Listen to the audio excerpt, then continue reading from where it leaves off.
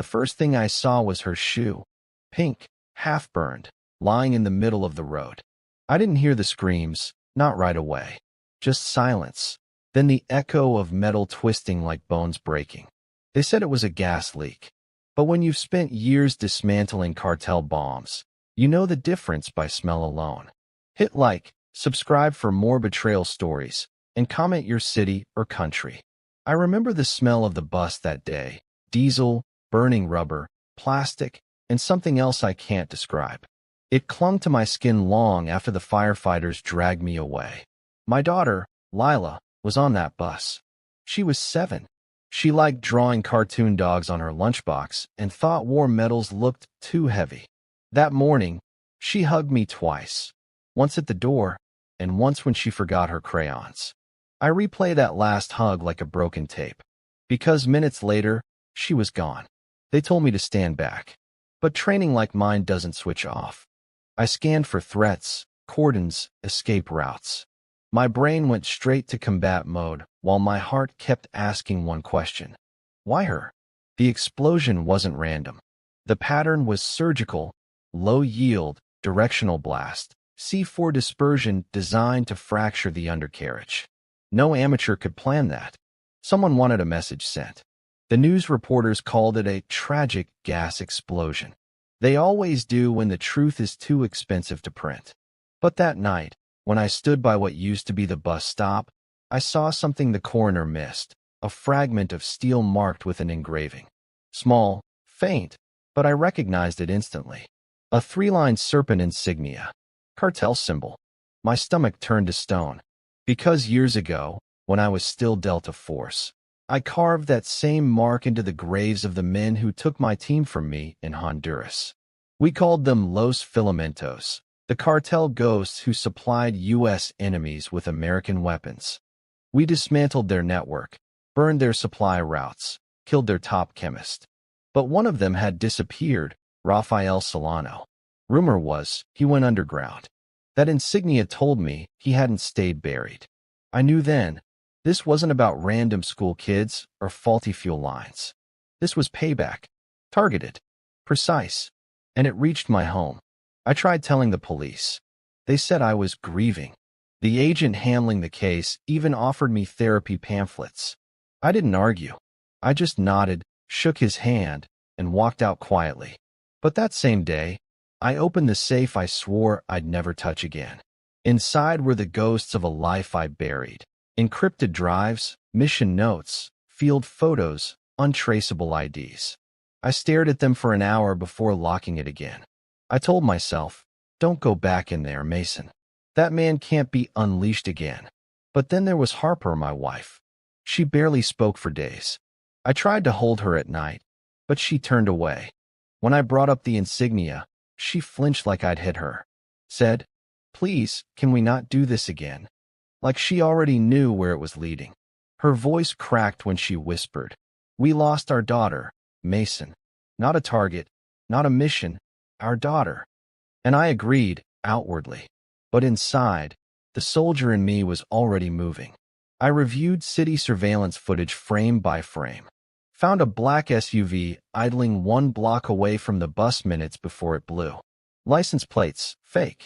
But the bodywork had a custom rear dent, angled exactly like the kind cartel convoys sustained from armored convoys in South Mexico. Someone intentionally used a decoy vehicle. 3 nights later, a military buddy of mine, Blake, called from Virginia. He owed me a favor from a long time ago, one that saved his career. I told him about the SUV. He said nothing for 15 seconds, then muttered, Mason, don't chase this one. I've heard chatter about something called Operation Riptide. It's connected. When I asked who was behind it, he said, off-books Mexican cartel. Stateside operations. Hybrid funding. I can dig, but if you start sniffing around, they'll smell blood. He hung up before I could ask more. For days, I barely slept. The sound of sirens and news anchors became background noise. Harper avoided eye contact, and the silence between us stretched like barbed wire.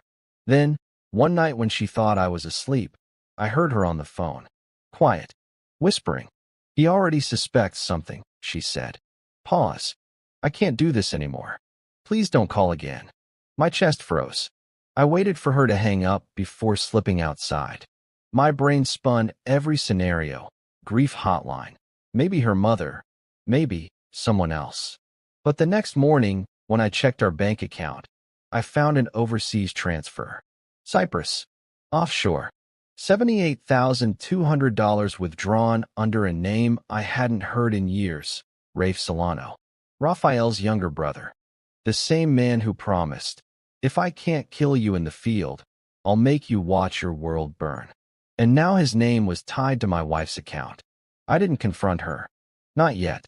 I spent that whole day in silence, pretending to fix the kitchen sink, pretending to eat. But my mind was somewhere else entirely, connecting dots no husband should ever have to connect. That night, I sat outside on the porch, and the air felt colder than it should have been. I opened an old photo album. Harper smiling, holding Lila near the ocean. Happiness frozen in a world that didn't exist anymore. I realized something then. Revenge doesn't wake you up screaming. It whispers. It crawls into quiet moments, making everything normal feel wrong. I whispered to myself, you took everything from me. You expect me to just live with that? No. You released the wrong ghost. Under the cracked porch light, I reached under the steps where I'd buried a waterproof case 6 years ago. Inside was my old military sidearm, one I was never supposed to keep. It felt heavier now, almost resentful of being needed again. I held it for a moment and said quietly, this isn't about rage. It's about balance. Because some men pray for peace, others build it with their own hands. The next day, I put on civilian clothes and visited the accident site again. Most of the debris was gone, except one melted piece of metal that looked like part of a detonator frame. I kicked some dust, pretending to look for my keys, and pocketed it. When I got home, Harper was sitting at the table. She looked pale, eyes red, phone in her hand. Where were you? She asked softly. Graveyard, I lied.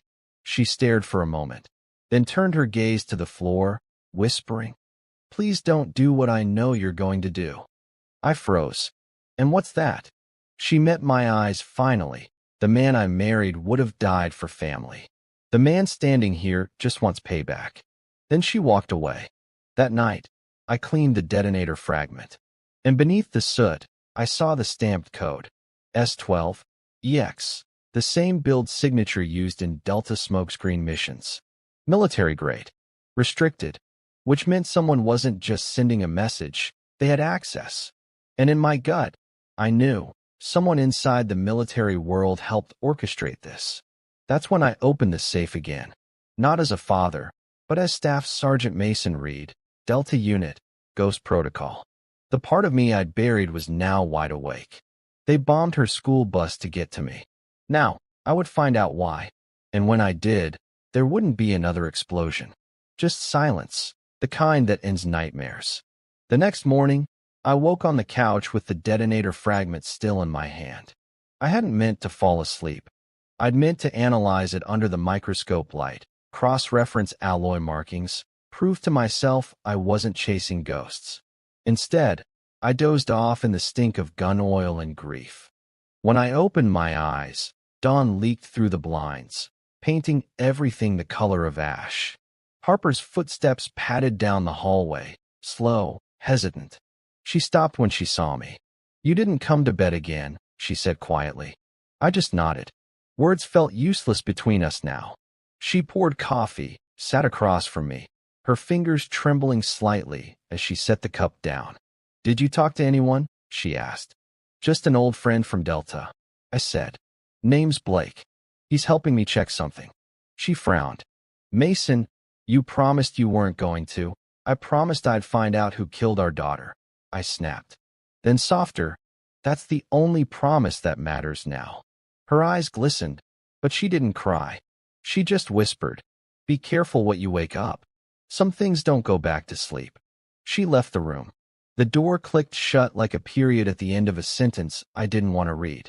I spent the rest of the day buried in files. Everything from the school district's maintenance records to federal contractor invoices. Nothing pointed to negligence. Everything smelled clean on paper, which only made it dirtier in reality. That evening, Blake's encrypted message came through. Call me. Do not record. I opened the secure line. Talk to me. He spoke in a low, clipped tone. The S12EX series you found. It's not common. Only a handful of batches were produced here. 3 went overseas. 1 stayed inside U.S. borders. Where? West Texas, he said. A private training facility used by a contract task force. Anti-cartel operations, officially. The requisitions authorized under a name, Dominic Hale. My hand froze on the phone. That can't be right.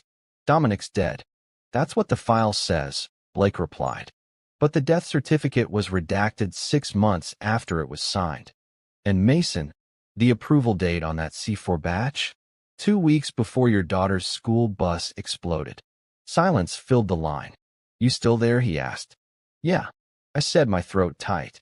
Where did the order payment come from? Offshore accounts funneled through Cyprus.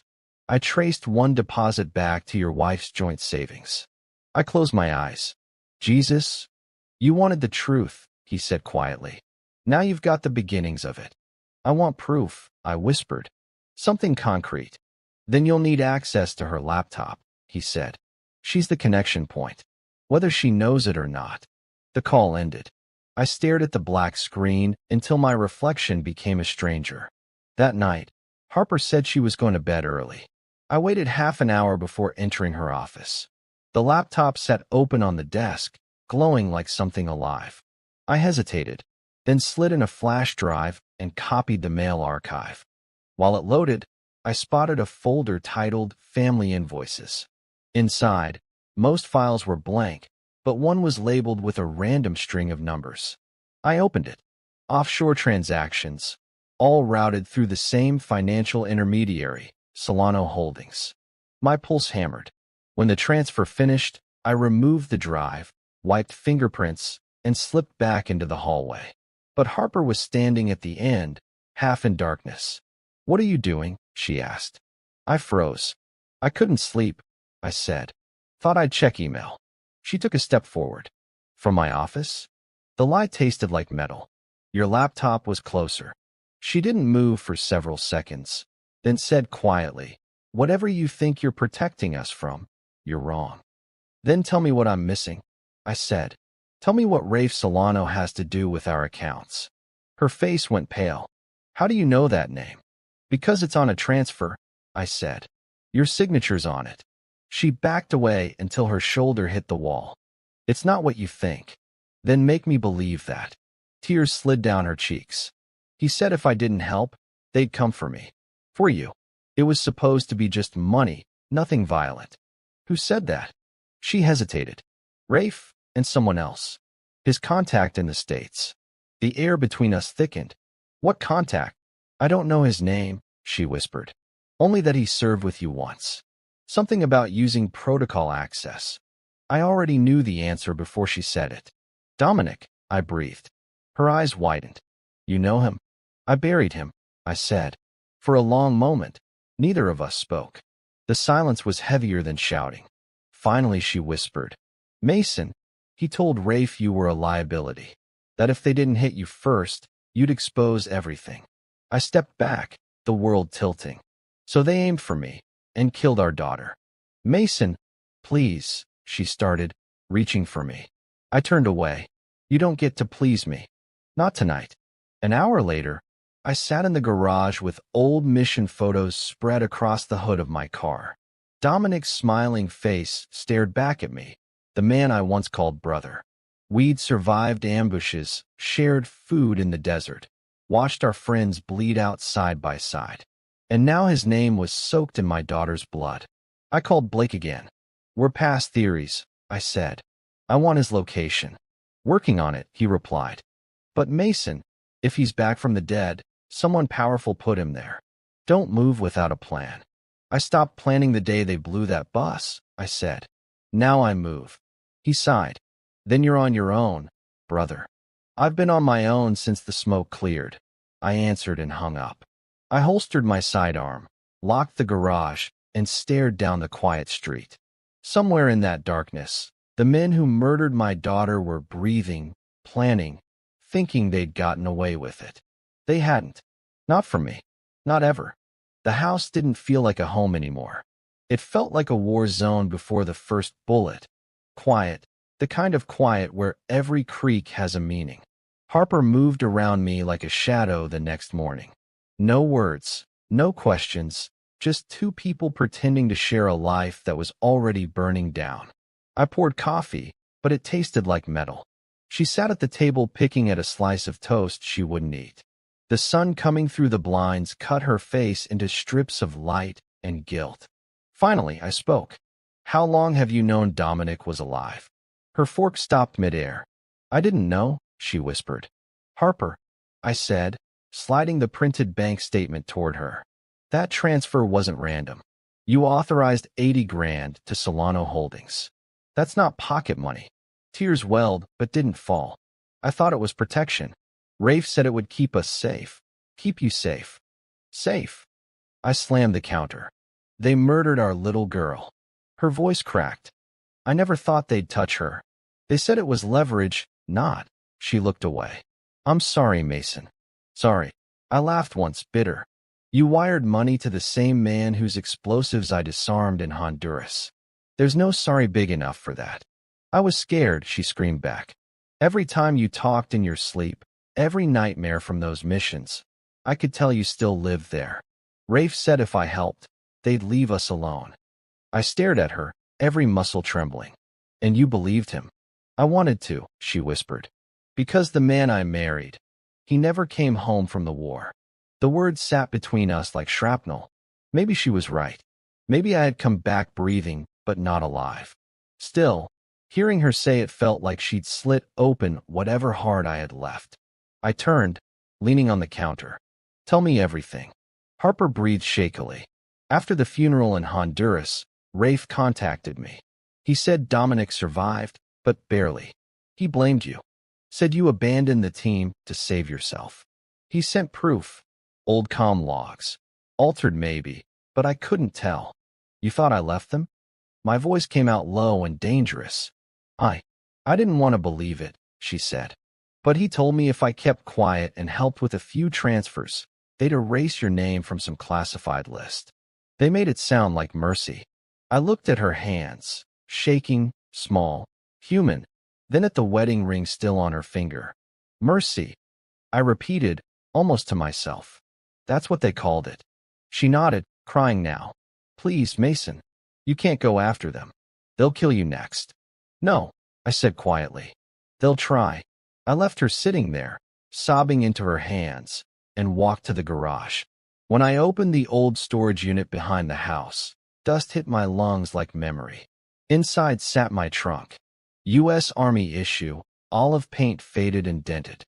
The padlock clicked open, revealing fragments of a man I'd tried to bury. A folded uniform, combat knife, encrypted satellite phone, suppressed sidearms, photos of Delta operators half smiling in desert light. I touched the knife handle, tracing the engraving. Truth is loyalty. It was Dominic's handwriting, back when it meant something. A knock behind me made me spin. It was Harper, standing in the open doorway, arms wrapped tight around herself. You can't bring her back, Mason. I know, I said, but I can make sure nobody else loses what we lost. That's not justice, she whispered. It's suicide. Maybe, but it's the only language they understand. She stepped closer, trembling. Please don't become that man again. I met her eyes. That man's the one they're afraid of. She covered her mouth and stumbled back into the house. The sound of the door closing was final, maybe permanent. I sat there alone, staring at the trunk. One by one, I laid everything out on the concrete. Gear, files, ammo. I checked each piece like ritual. The smell of oil and dust steadied me. When I slipped the old Delta patch into my pocket, something inside clicked back into place. The part of me that calculates distance, time, outcomes. The part that doesn't freeze when the world burns. Flashback. Honduras, 7 years earlier. Blinding sun. Jungle air thick with sweat and gunpowder. Dominic yelling, "Move!" Flank left. Rafe Solano's convoy rattling toward the river. Bullets snapping through leaves like angry wasps. We'd cornered them, thought it was over. Then the explosion tore through the tree line. Same C4 signature as the bus years later. I remember diving behind a fallen log, Dominic screaming as shrapnel cut his face. When the dust settled, half our team was gone, Rafe vanished, and command pulled us out before we could finish. Dominic never forgave me for calling extraction. He said, "We were supposed to end this." I'd said, "Orders changed." He walked away, bleeding and furious. 2 days later, his vehicle hit a roadside mine. Or so the report said. Now I knew different. Back in the garage, present day, I opened my notebook and wrote one sentence below the last entry. If Dominic's alive, he's working with Rafe. And Harper was their key. For a second, the smell of smoke came back, not from memory, but from outside. I stepped onto the porch. The wind carried the faint scent of burning fuel. Down the street, a car slowed, idled, then drove off. Tinted windows. No plates. They weren't even trying to hide anymore. I went back inside, turned off every light, and pulled the laptop from my jacket. Inside Harper's copied emails, one curious attachment caught my eye. A PDF labeled Protocol.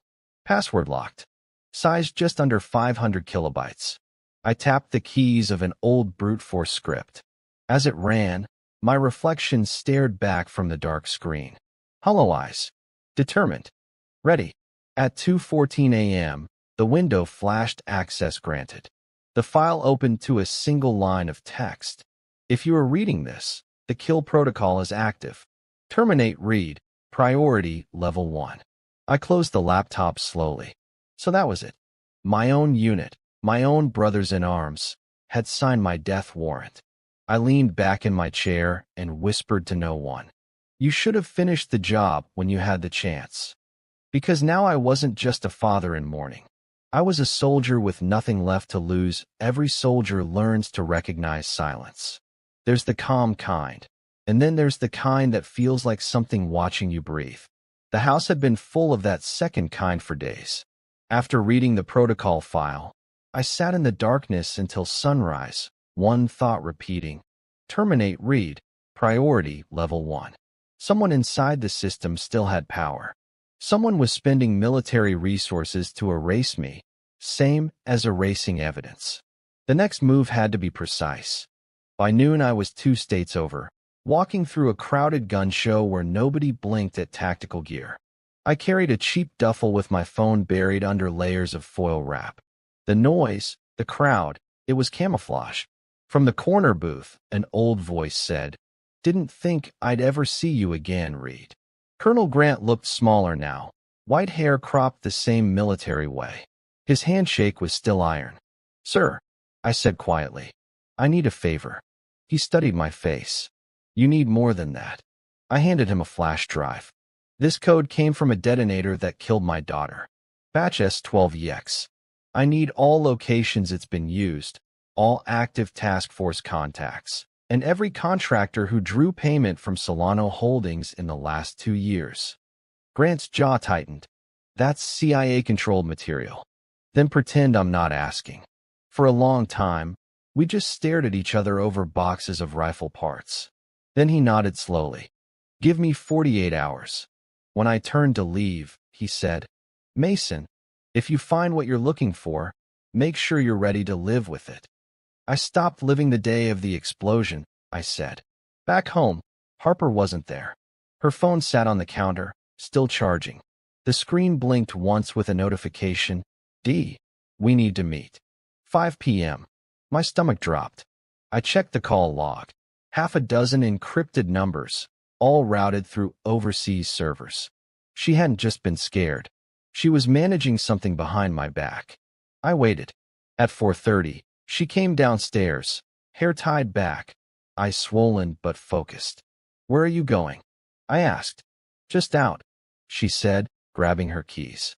"Out where?" She froze, sensing my tone. You're tracking me now? I almost told her I had to. Instead, I said, if anything happens, call me. She left without answering. Tail lights vanished down the street.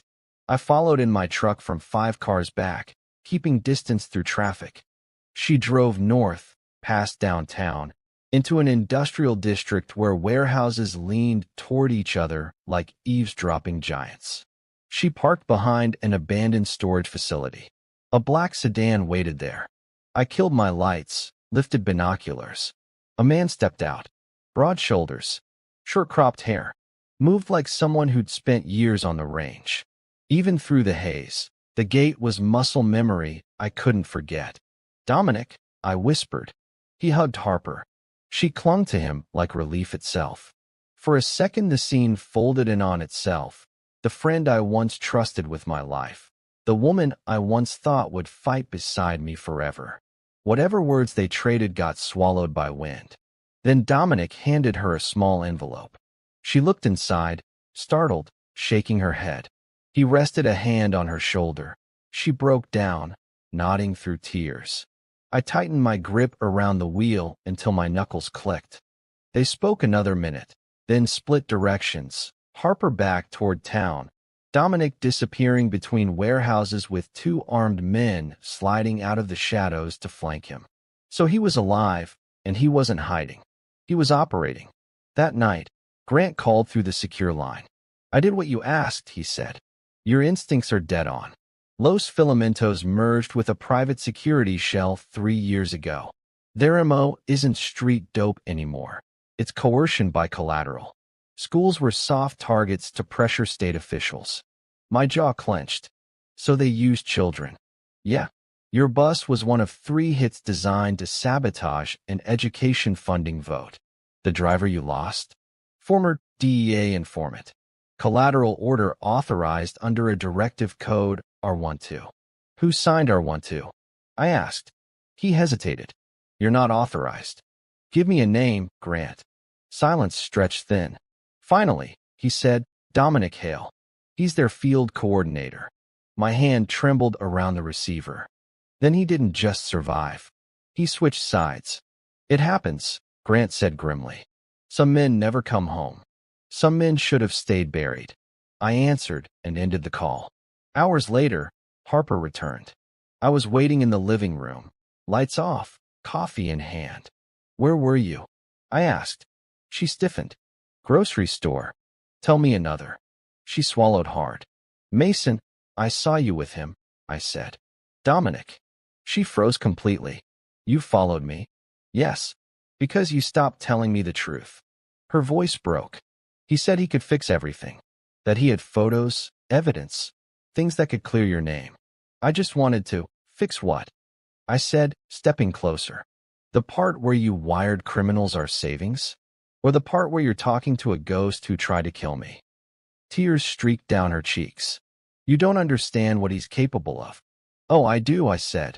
He was standing next to me the first time Solano's men detonated C4. I know exactly what he's capable of. She reached for my arm. Please. You'll only make it worse. For who? For both of us. She was shaking. So was I? But before I could respond, my phone buzzed. A text from an unknown number. Stop following your wife, read. Next time, I won't miss. Attached was a photo. The scope crosshairs centered on Harper through our kitchen window. I looked at her, terrified and crying, and felt something inside me snap. They're watching us, I said softly. They think they can scare me back into my cage. I turned toward the dark window, muscles burning like live wire. They're about to find out what fear really feels like. I stopped pretending the house was safe. Curtains stayed drawn, lights off after sunset. Harper hadn't left the guest room in a day and a half. Fear had turned her voice small. Blake's file arrived at dawn. Coordinates in Sonora, an abandoned mining town 2 miles from the border. The name on the lease was Dominic Hale. The payment chain ran through Solano Holdings again. By the time the sun topped the trees, I'd packed the trunk, sidearm, field knife, encrypted radio, and a single folded note that read, for Lila, for truth. At noon I called Blake. You tracking? I asked. Yeah, he said. Satellite movement around that mining zone. Heat signatures. Vehicle shifts every 6 hours. They're reinforcing it. Dominic-level reinforcements? Worse, he said flatly. Delta contractors mixed with cartel muscle. Someone gave him official access again. I leaned on the workbench, staring at the map pinned to the wall. He's running a paramilitary combine, using old protocols. You can't take that alone, Mason.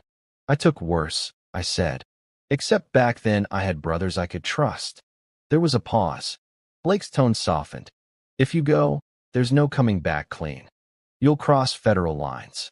Then I'll make sure the reason crosses with me. That night I sat at the kitchen table, staring at Harper's old wedding photo. We looked so young. Two people who thought love could outrun ghosts. I turned on my phone and recorded. My name is Staff Sergeant Mason Reed. I authorized this as statement of record. I'm about to expose an internal operation codenamed R12. It's a joint criminal network between U.S.-based private security fronts and Los Filamentos cartel. They killed my daughter under Directive R12 as collateral. If you find this file, it means I didn't make it back. I ended the recording and uploaded it to 3 anonymous servers. Harper appeared in the doorway. What did you just do? Insurance, I said. She stepped closer. Dominic called. He wants to meet. Says he can end it without blood. What did you tell him? That I needed to think. Don't, I said sharply. He's tying up loose ends, Harper. You're one of them. Her eyes filled. Then what are you? The last one who still remembers what truth cost. She reached out, fingers trembling. If you go down there. I was already down there, I said. This is just unfinished business. The drive to Sonora took 9 hours. I crossed the desert at night, engine humming low. The radio hissed static as wind scraped across empty sand. Every mile felt heavier, like memory pressing its boot on my chest. Grant's words echoed. Some men should have stayed buried. Too late for that. At 0430, I parked a mile from the site, hiked the ridge with night vision goggles.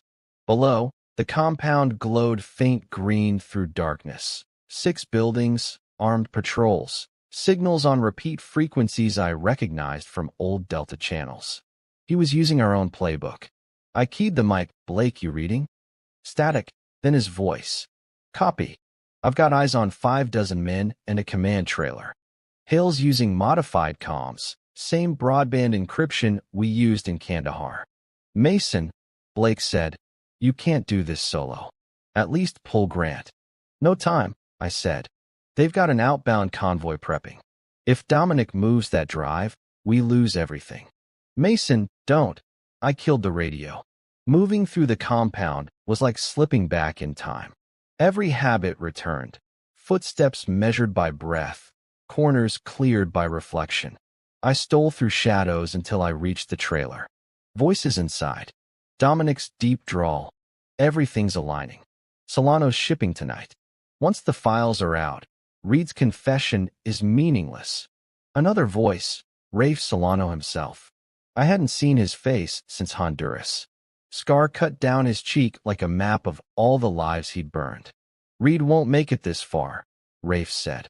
He only had anger left in him. Dominic chuckled. Anger built half the wars we ever fought. I slipped closer, hand on the knife. The walls were thin enough to hear my own heartbeat. Then Dominic's tone shifted, colder. Still, just in case Harper tries to warn him, handle it. Make it quick. Rafe laughed. Consider it done. Something inside me turned to steel. I moved before thinking, kicked open the door, gun up. Rafe reached first.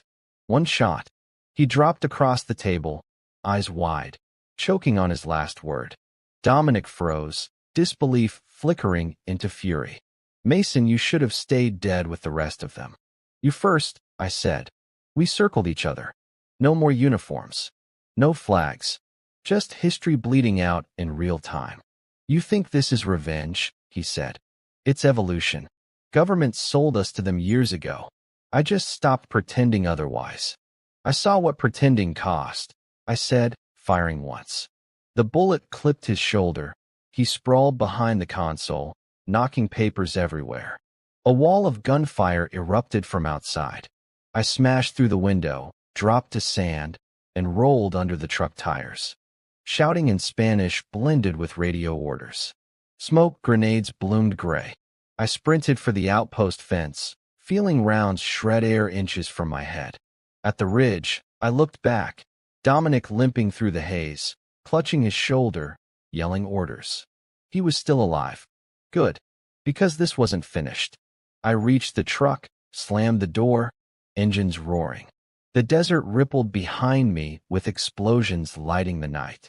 Whatever files Dominic had left, they were ashes now, but so was my option for peace. I keyed Blake's line again. It's done. Rafe's down. Hill's alive.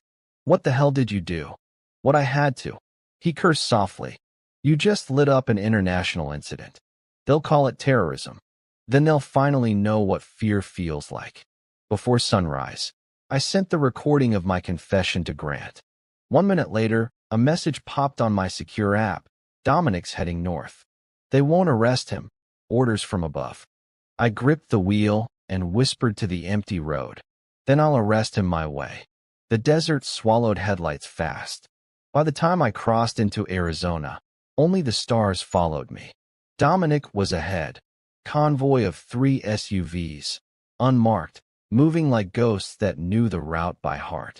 Every few miles, I caught his taillights and fell back again.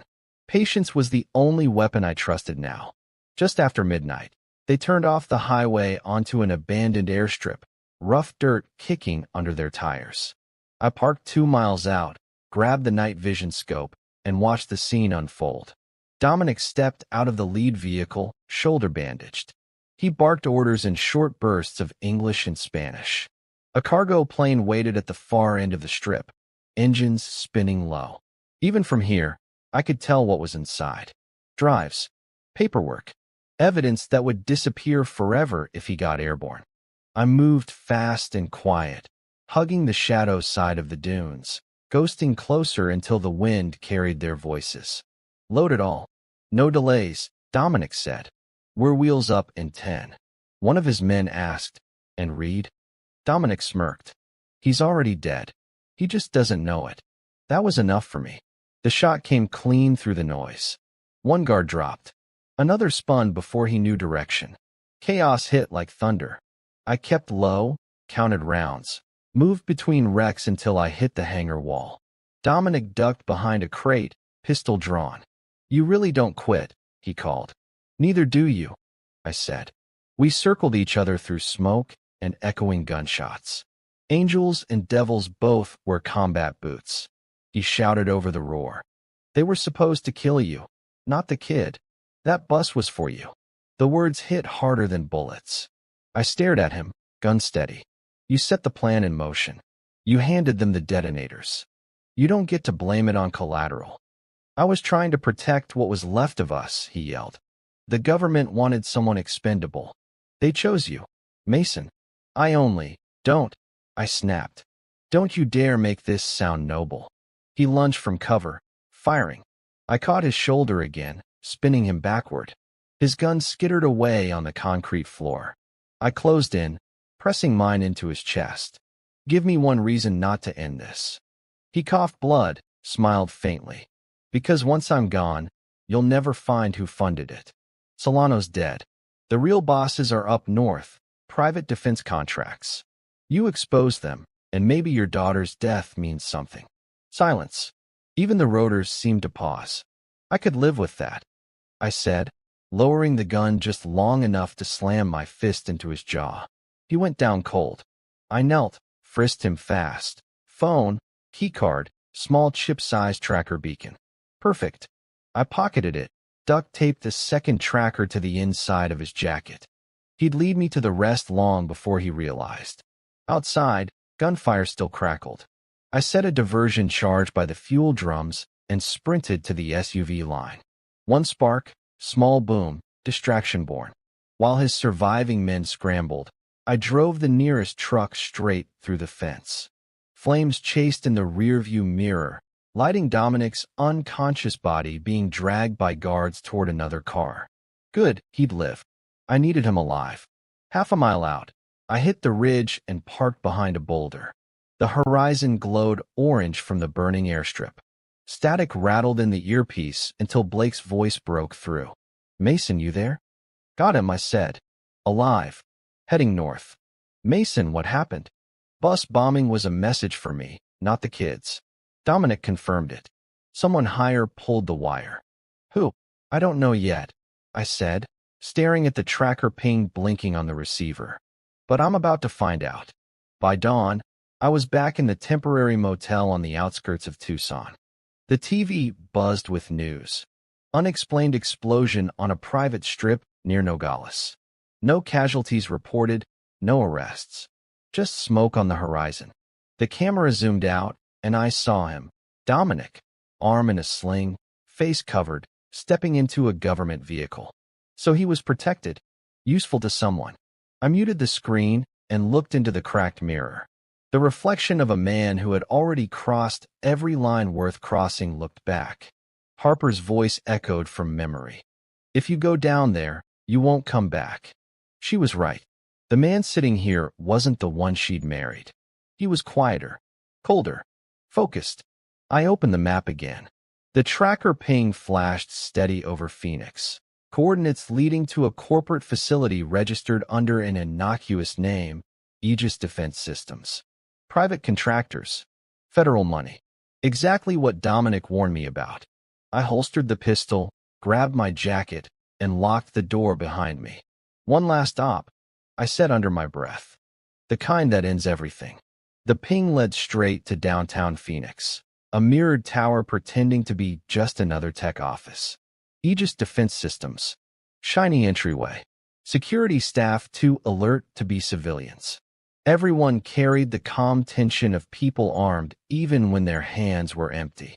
I parked across the street and slipped into a parking garage 3 levels down, feeding my last stolen access code into the gate. The receiver blinked steady. Dominic's tracker sat on the 18th floor. Inside, everything smelled of bleach and new paint. Aegis wasn't just laundering money, it was laundering history. On the elevator wall, promotional posters bragged about strategic partnerships with federal agencies. In the fine print, I spotted a signature, Chairman Nathaniel Solano. So Rafe's father hadn't retired into comfort. He'd built a corporate front and dressed the cartel in suits. The elevator doors opened into what looked like a boardroom. Floor-to-ceiling glass, American flag in one corner. Dominic stood beside a thin older man with white hair slicked back, Nathaniel himself. Dominic turned when he sensed me. You move faster than we expected. I didn't raise my gun.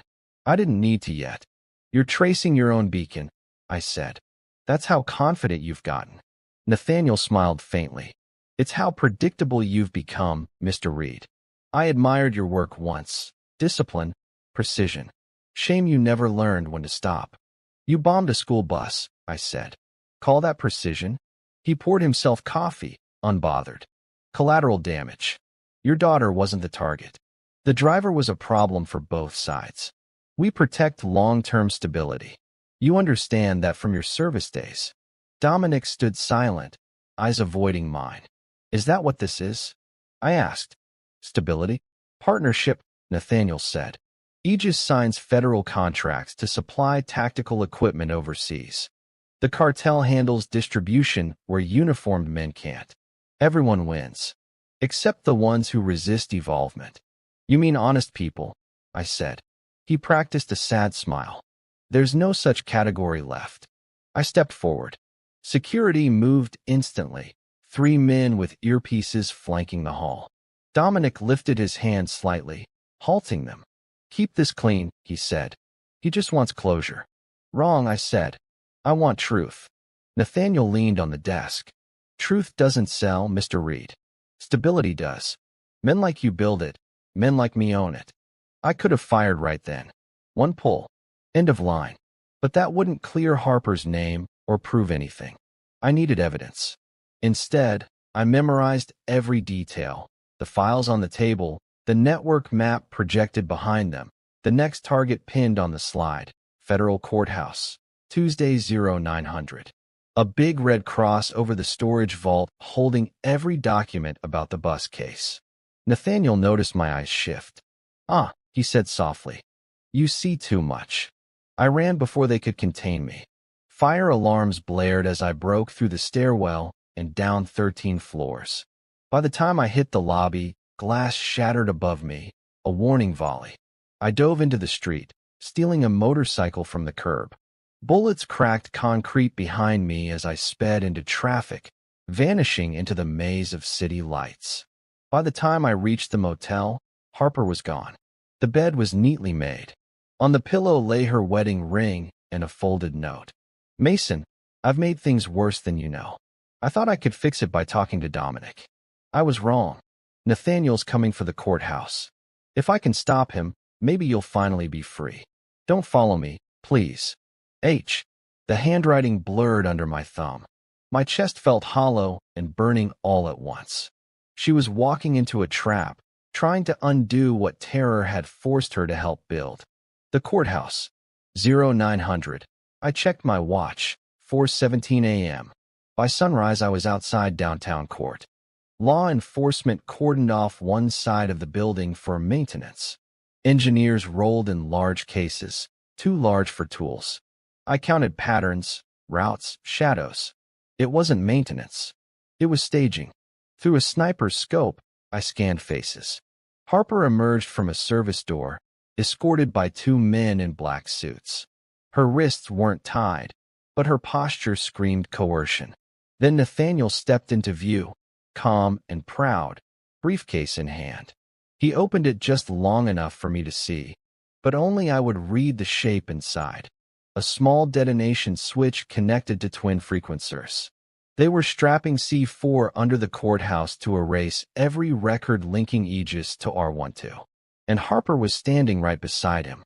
My finger tightened on the trigger before I stopped myself. If I sniped him now, the blast could arm itself automatically. I had to get closer. I packed the rifle, exhaled once, and whispered, "Hold on, Harper. You don't die fixing their sins." Then I slipped into the moving crowd, heart hammering to the rhythm of approaching thunder. Through radio static, Blake's voice cracked through. "Mason, the Bureau just flagged an explosion threat. Courthouse, 20 minutes. Tell me you're not already there." "I'm inside," I said, eyes locked on the detonator glinting in Nathaniel Solano's hand. "This ends today." The courthouse looked ordinary on the surface. Reporters gathering for an upcoming corruption trial. Lawyers sipping coffee on the steps. Nobody saw the storm under their shoes. I entered through the service corridor, where the security guard recognized my fake ID and waved me through. The air smelled like cleaning solvents and old paper. Too still for a building this busy. Every sense in me screamed that the place was already wired. Through the earpiece, Blake's voice came thin and urgent. "Mason, feds are en route, 10 minutes out. You can't be inside when they arrive." "Copy," I said. "I only need 5. The blueprint loaded on my tablet. A network of tunnels beneath the main hall, perfect for burying evidence. And bodies. Down the first stairwell, I found what I'd expected, a maintenance crate filled with wiring and compressed charges. Someone had disguised them as lighting batteries. When I peeled the cover back, I saw the stamp burned into the metal. S12EX. Same series. The same explosives that took Lila's bus. My throat tightened, but my hands stayed steady. I started counting trigger nodes, tracing wires. 3 circuits, 2 manual switches, 1 remote failsafe. Sophisticated, which meant Nathaniel wasn't relying on a single plan. Footsteps echoed behind me. I turned instantly, weapon raised, and found Harper. "Mason, put it down," she whispered. She looked exhausted, makeup smeared, hands shaking. "They brought me here. Said if I didn't do what they told me, they'd finish what they started. But I figured it out. Mason, Nathaniel's not destroying evidence. He's removing witnesses. The courthouse is full of people testifying against his company. You think I didn't see that briefcase?" I asked. "That detonator in his hand means everyone upstairs dies in the name of stability." Her voice cracked. He told me if I helped, you'd walk free. No charges, no blacklists. I just wanted it all to end. It ends now, I said. Together. She nodded toward the wires. Then help me switch it. There's a decoy loop here. If we cross it, the detonation route reroutes to itself. Self-cancels. I studied her eyes.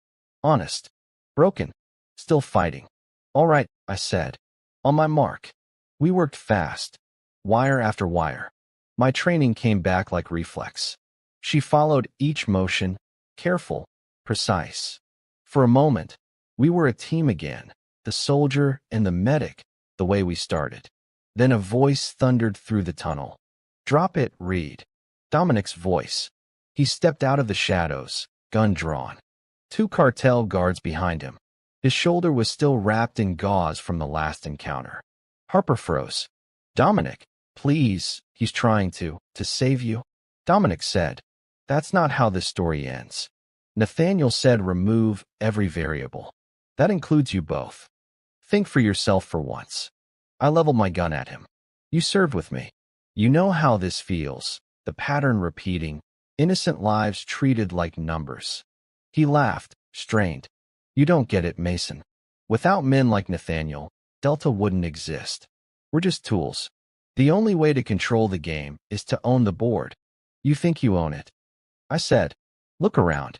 You're standing in a grave. Before he could respond, the building groaned above us, a vibration rolling through concrete. The first-timer had armed. Harper grabbed Dominic's wrist.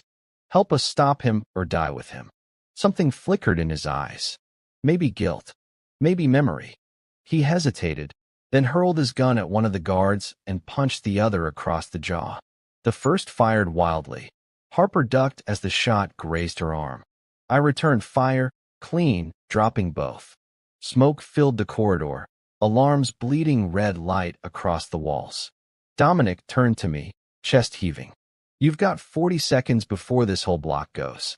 The primary fail-safe's by the switch. Nathaniel keeps a manual key. Where? He looked up. Judge's lobby. 30 feet above you. I didn't waste another word. Harper, stay here. If this thing goes, cut the main cable and run. No, she said, blood running from her sleeve. We finish it together.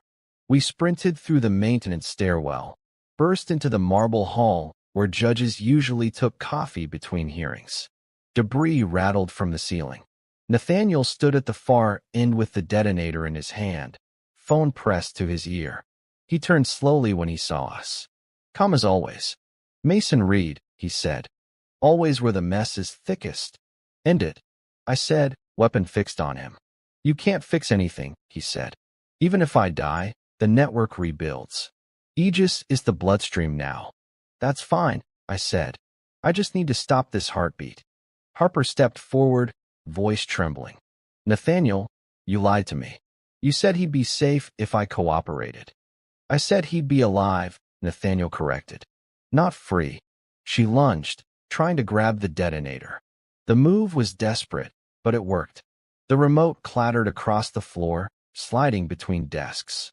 I dove for it as Nathaniel pulled a concealed pistol.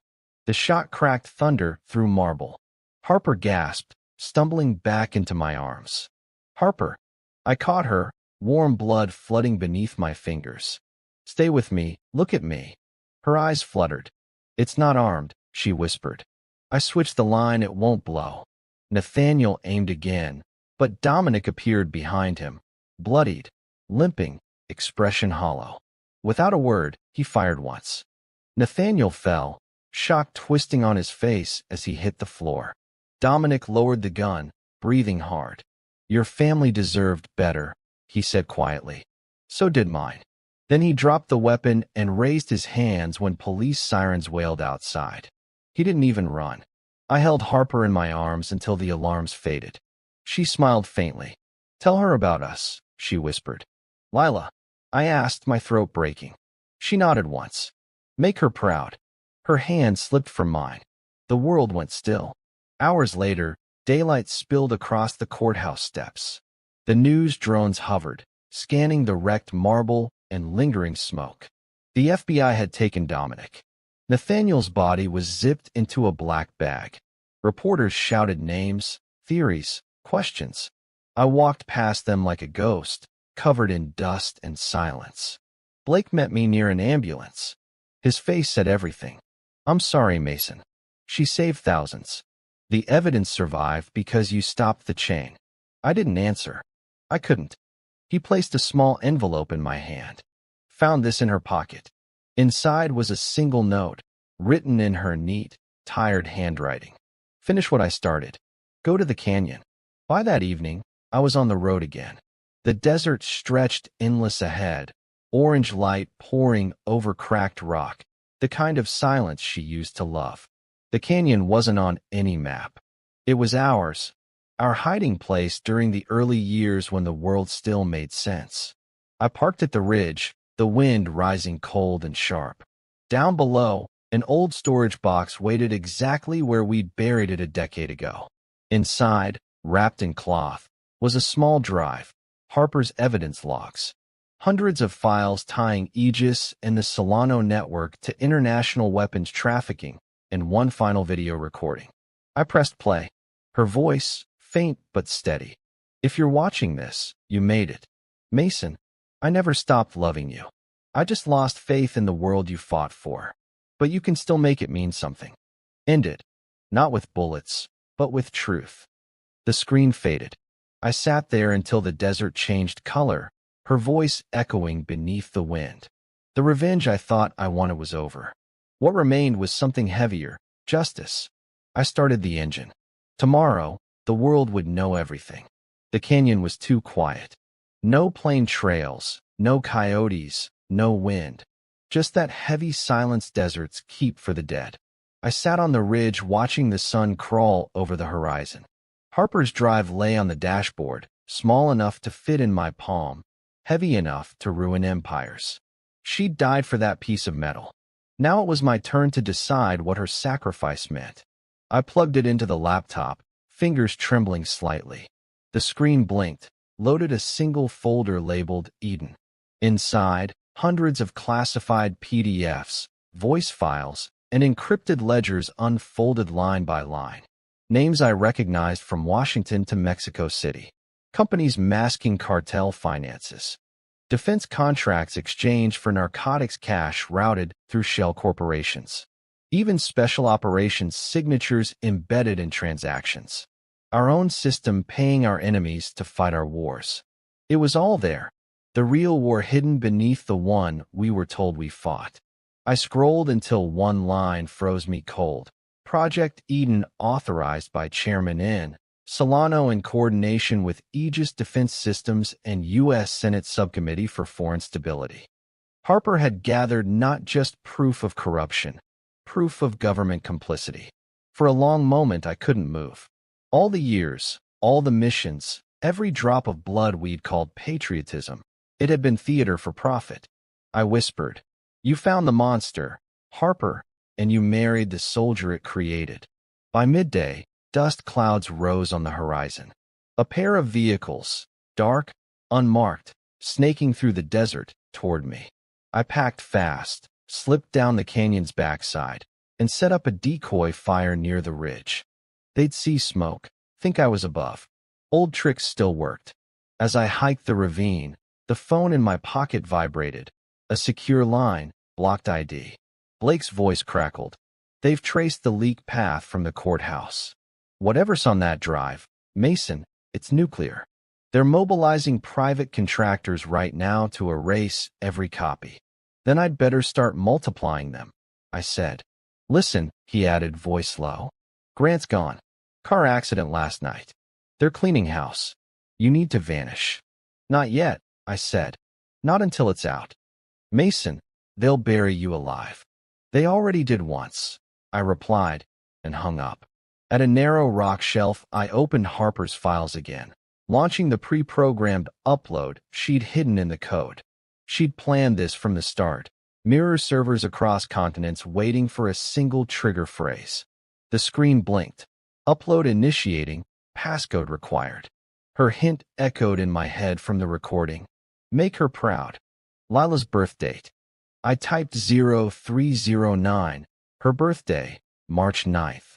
The drive word. A status bar slid across the screen. 25%, 47%, 73%. Then gunfire cracked above me. 2 shots snapping through rock. Dust rained down. I slammed the laptop shut, crawling toward cover. A silencer hissed. Close, professional. I peeked over the ledge. 2 men in desert camo scanning with scopes, moving fast.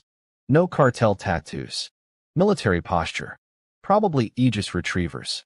I slipped the drive into my pocket, tossed an empty magazine downhill as distraction, then circled around them. When one leaned to check the sound, I came up silent behind him, disarmed, and slammed his own rifle stock into his neck. He dropped without a sound. The second spun, firing. The round grazed my shoulder, hot and clean. I returned 1 shot, ended it.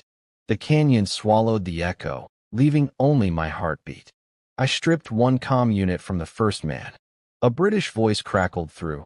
Alpha Team status? I pressed the button. Status is terminated. Static answered. That would buy me minutes. I retreated deeper into an abandoned ranger hut near the canyon wall and rebooted the laptop.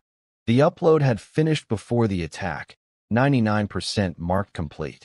Harper's preset destination code showed 3 coordinates: London, Toronto, and New York. Every drop of evidence had just gone global. My body shook, not from pain, but from release. For the first time, the truth wasn't buried under classified ink. I watched network trackers spike on the screen, journalists' feeds lighting up as files hit public servers. A headline flashed within minutes. Leaked documents tied defense contractors to cartel wars. Harper did it. Through me, she did it. I whispered to the empty room. You win, Harper. You stopped the ghosts. Night fell before the adrenaline faded. The desert went still again, but I couldn't leave yet. Too many variables. I cleaned the wound on my shoulder, taped it shut, then went outside, sitting by the dying fire. Sometimes silence feels like forgiveness. Tonight, it felt like interrogation. Was justice worth every life lost to get it? Before I could answer myself, the comm unit I'd stolen clicked alive. Weak signal, 1 unlisted channel. An electron flat voice came through, distorted. Impressive work, Sergeant Reed. Upload complete. I froze. Who is this? You exposed Solano. Good. 1 cancer cut out. But did you really think the sickness stops there? What do you want? I want you to understand, the voice said. Solano was a contractor. The architect still breathes, and she's been paying your bills for years. Check your old service pension. Line item, Kensington Trust. Kensington Trust. The signature on every delayed payment Harper and I received after I retired. I said nothing. You think you're the only ghost left? The voice taunted. Look deeper. Eden was just a test field. The line cut. Wind eased through the canyon like a warning. Far across the ridge, headlights shimmered and vanished again. Maybe they were searching. Maybe they were waiting for orders. Either way, the hunt wasn't over. I stood, pocketing the drive's shell. You lied to me, too. I muttered to whatever ghost owned that voice. Behind me, the stars flickered, bright, watchful, ancient. I thought of Harper, of Lila, of every name written on those files. The truth was out, but the war built on it still stood. I whispered to the desert, 1 step at a time. You take down 1 king at a time. Then I walked toward the truck, shoulder aching, the horizon bleeding red before dawn. Harper's letter lay on the seat when I climbed in. Creased, faded, invisible until now. On the back, another line I hadn't seen. If this reaches the world, drive east. Someone will find you there. When I started the engine, the radio cut to breaking news. A global investigation is underway following a historic leak connecting the Aegis defense systems conglomerate to a network of cartel and governmental corruption. Several officials have resigned amid pending indictments. I turned off the volume. On the horizon, the first rays of morning slipped over the canyon walls, painting the desert gold. Harper would have liked that light. I drove east, following the empty road until the canyon narrowed, wondering what waited beyond, the rest of the machine or the peace she'd promised. Either way, I wasn't done. Because some wars don't end, they change shape. And I had one last battle to finish. The canyon stayed behind me like a scar fading in the rear mirror. I drove east until the desert gave way to the smell of rain and pine, where the road lost its edges and turned into something softer. The world had shifted. Harper's voice still lived in that small drive. Lila's laughter echoed in my head like a heartbeat that refused to stop, and every mile took me further from the man they once tried to control. 3 weeks had passed since I leaked the files. In that short time, the world changed faster than bullets travel. The media named the scandal the Eden Protocol. Overnight, senators vanished from public sight, bank accounts froze, CEOs disappeared behind private hearings. It was chaos disguised as justice. But it wasn't over, not for me. Because ghosts don't die when headlines fade. They linger in the silent moments, waiting for you to remember them. My first stop was the town Harper mentioned. It was barely a place. 2 diners, 1 gas station, a courthouse older than my regrets, and a railway bridge humming in the wind. On the courthouse steps stood a woman I recognized from the files. Judge Fiona Cross, one of the few who hadn't folded to Aegis. She looked smaller in person, but her eyes had that unshakable steadiness you only see in people who have already survived their crucifixion. "You look tired, Sergeant Reed," she said when I approached. "Tired feels like freedom now," I told her. We talked inside the empty courthouse, just 2 souls among dust and distant thunder. She poured weak coffee from a thermos and slid a thick envelope across the table. "Harper sent this to me months before her death," Fiona said. "Said to give it to you only if the truth ever reached daylight." The envelope contained copies of flight manifests, Paycom logs, and one last confession, stamped Aegis Defense Systems Internal Audit, Confidential. In it, Nathaniel Solano confessed his company's partnership with defense politicians, calling it maintaining profitable instability. Every signature under it was real, including Dominic Hale's. "She wanted you to know it worked," Fiona said quietly. "Your family didn't die for a secret no one believed." I stared at the papers, feeling something heavy in my throat. "So what happens to people like them now?" "Their empire collapses slowly," she replied. "Justice burns like oil. It clings before it disappears." "And what happens to people like me?" She smiled sadly. "You disappear gracefully. That's the only happy ending men like you get." By nightfall, I checked into a roadside motel built from forgotten dreams. I watched rain carve rivers through the dust on the window glass. Harper's ring lay on the nightstand beside my old Delta patch. So small, so harmless, yet each one carried a world's worth of weight. I didn't sleep much. Memories kept walking through the room. Harper bandaging my shoulder in Kandahar, Lila's laugh when she drew smiley faces on my mission patches, the bus's pink shoe lying on the asphalt. Each one cut and healed at the same time. At dawn, I packed the ring and the drive into a box labeled, "To be opened if I don't return." Old habit dies slower than guilt. Then I left. Not running, just leaving. Halfway through the mountains, the radio caught a familiar voice. Today marks the 3rd week since the military and corporate scandal known as Eden exploded into global light. Judge Fiona Cross announced new trials against Aegis's senior partners. Anonymous insiders confirmed the key whistleblower remains unidentified. Rumors say he's a former Delta Force operative connected to the Solano Cartel missions. I turned it off. No more ghosts through static. The clouds began to clear, and for the first time in years, I noticed color again. The road ahead looked like forgiveness. When I reached the edge of a small lake, I stopped the truck. It wasn't on any map. It felt like Harper must have found it years ago, maybe on one of her lonely drives when I was overseas. A willow leaned over the water, its branches brushing the surface like fingers saying goodbye. I sat down by the shore, opened the last envelope from her folder, and found a note written in her looping hand. Mason, if you ever reach this place, breathe. You spend your whole life holding your breath for the next strike. Breathe, even if it hurts. You were never the monster they made you believe you were. The ink had faded, but her words hit harder than any bullet ever had. I closed my eyes and breathed. Slowly, deeply. The air smelled of rain, earth, and peace. Maybe for the first time, I realized I wasn't chasing an enemy anymore. I was chasing a memory of the man my daughter believed I was. A few days later, a letter arrived at the motel. No return address. Inside, a single typed sentence. You think it ends with Solano?